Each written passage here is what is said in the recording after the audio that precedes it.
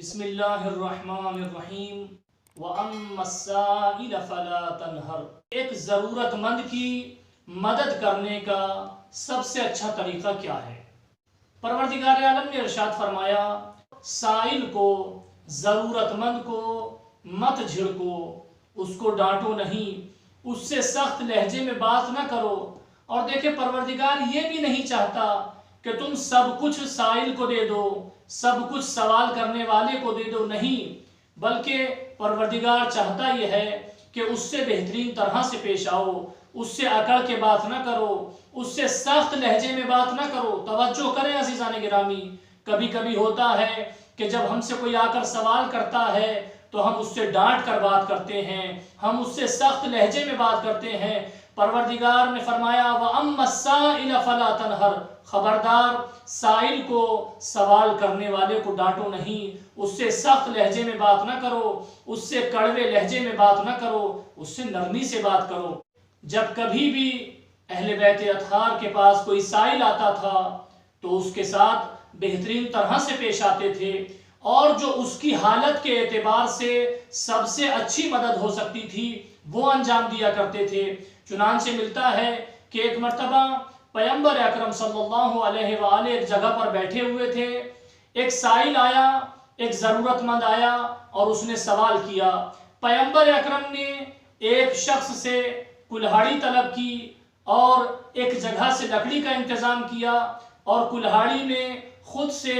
وہ لکڑی کا دستہ بنا کے لگایا اور اس شخص کے حوالے کی اور کہا کہ لو جاؤ، کام کرو، کماؤ اور کھاؤ۔ یہاں پر جو سائل آیا تھا،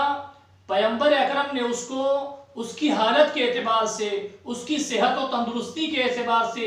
اس کو ایک ایسا کام دیا کہ جس کے ذریعے وہ خود محنت کر کے کھا سکتا ہے۔ یہاں پہ سیرت پیغمبر ہمیں درس دے رہی ہے کہ جب کوئی سائل، کوئی سوال کرنے والا تمہارے پاس آئے اور تمہارے لیے ممکن ہو اور سامنے والا صحت مند ہو، سامنے والا کام کر سکتا ہو، تو کوشش کی جائے کہ اس کے لیے کام کا بندوبست کیا جائے، اس کو کوئی کام دے دیا جائے یا اس کو کوئی ایسی چیز دے دی جائے کہ جس کے ذریعے وہ خود کما کے کھا سکتا ہو۔ لیکن ہمیں کہیں پر بھی سیرت معصومین میں، سیرت اہل بیت میں کسی سائل کو ڈانٹنا، کسی سائل سے سخت لہجے میں بات کرنا نہیں ملتا ہے۔ کبھی کبھی ہوتا ہے کہ ہمارے پاس جب کوئی سائل آتا ہے، ہمارے پاس کوئی ضرورت مند آتا ہے تو ہم اس کو دیتے تو کچھ نہیں ہے، ہم اس کو کچھ نہیں دیتے سوائے یہ کہ اس سے سخت لہجے میں بات کرتے ہیں، اس کو ڈانٹتے ہیں، اس کی توہین کرتے ہیں۔ یاد رکھنا چاہیے قرآن مجید نے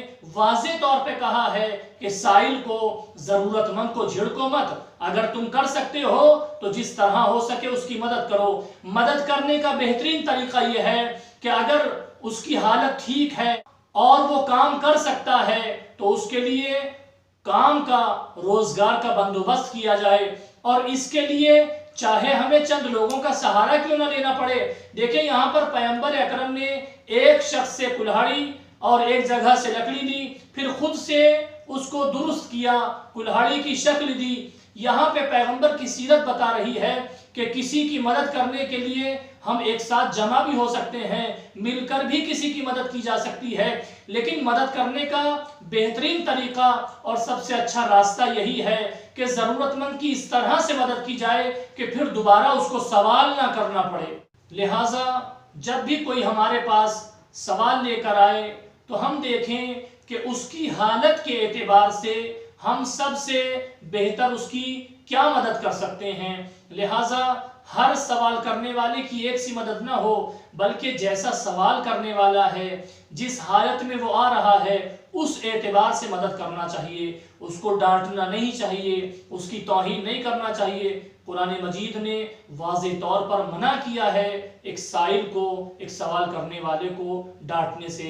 ہم دعا کرتے ہیں پروردگار سے، پروردگار ہمیں صحیح طرح سے قرآن مجید اور سیرت معصومین علیہ السلام پر عمل کرنے کی توفیق عطا فرما۔ والسلام علیکم ورحمۃ اللہ۔